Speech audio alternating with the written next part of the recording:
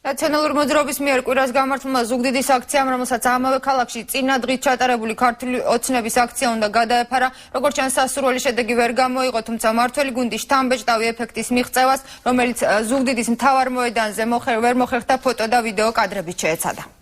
მე მინდა ყველას უთხრა, აი ხა მოვიდა, წარმოგიდგენთ, ვერ ვხედავ იქ ჰორიზონტზე და კიდე მოდის ხალხი, ჩვენ ვართ ძალიან ბევრი.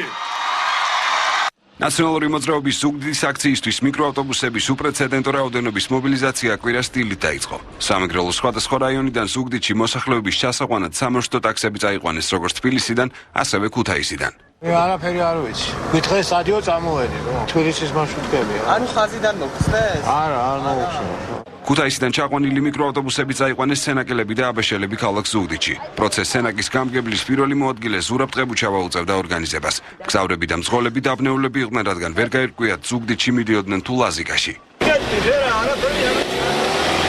შეგროვდი ჯერ და მე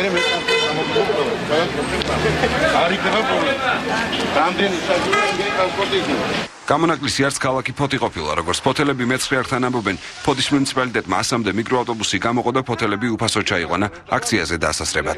მინდა რომ ისევ ეს ხელისუფლება მოვიდეს სათავეში. ფოთიდან. ტრანსპორტი უფასოდ გამოიყო. დიახ, ფოთიდან.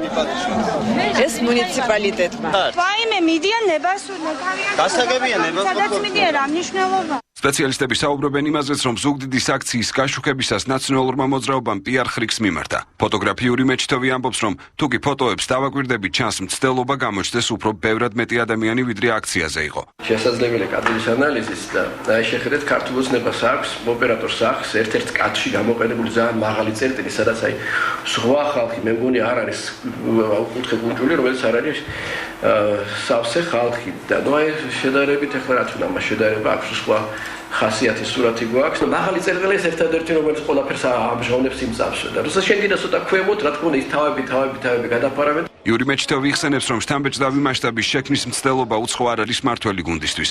ერთ-ერთი ასეთი შემთხვევა რამდენიმე თვის წინაც დაფიქსირდა, როდესაც თბილისის მერიის მიერ გამოცემულ ჟურნალში ჟურნალისტებმა ფოტოშოპით გამრავლებული პრეზიდენტის მხარდამჭერები აღმოაჩინეს.